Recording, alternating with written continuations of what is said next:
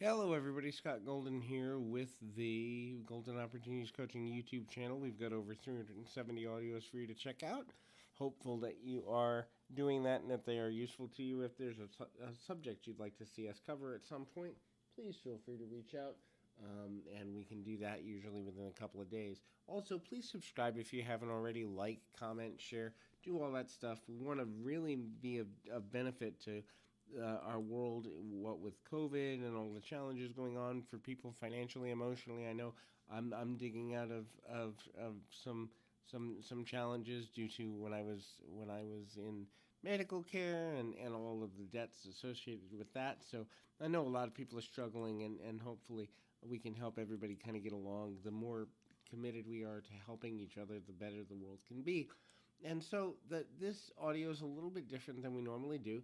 At the end of the day, this is about texting style and what your text message style may say about you. Now, there's research around all of this stuff. I'm not going to bore you with all of that, but there's just some different things about texting um, that can really be interesting. If you're a person that uses a lot of emojis, emoticons, smiley faces, and all of that, this is indicative that you are a person who is naturally emotionally an open individual. This is it. The most important thing in your particular text messages is that people understand and kind of overlap with you the emotion that you're trying to convey. The words may not be as important.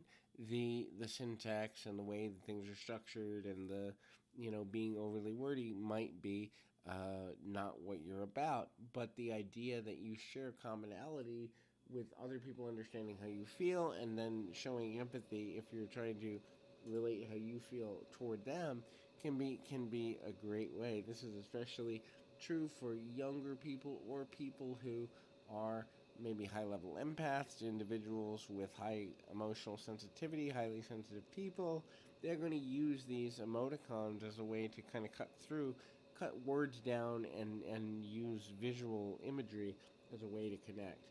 The next is language tight people. These are individuals who are going to use clear, concise, traditional language that you'd see on a written paper, like a document for college or high school or a professional resume. So they're going to use normal, typical sentence structure. They're going to be very deliberate. They're going to use proper punctuation, capitalization, and all of that.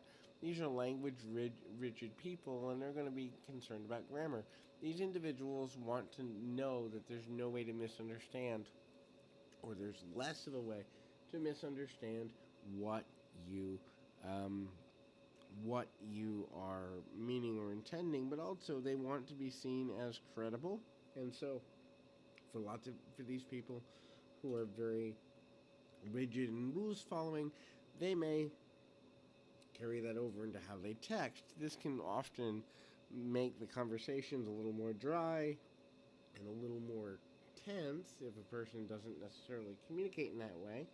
But they're neither negative nor positive. They just are a different style and more traditionalized communicator.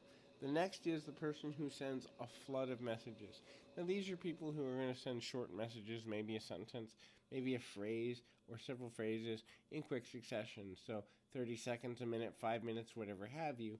Boom, boom, boom. And what they're trying to do is convey excitement or sadness or a heavy emotion in a way where it's like the flood of emotion that's running out of them is stream of consciousness shared.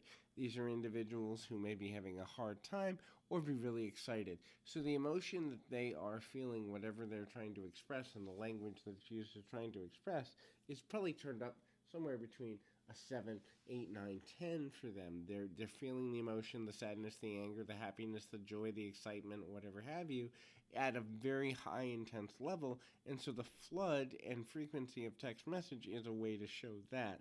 The next is long and clean communication. So these are folks that'll text you like a paragraph.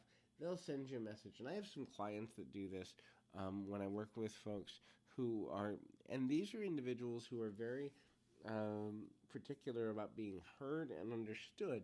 And so their main focus is the understanding that text messaging can often leave a lot to be desired with the way in which they are, um, interpreted.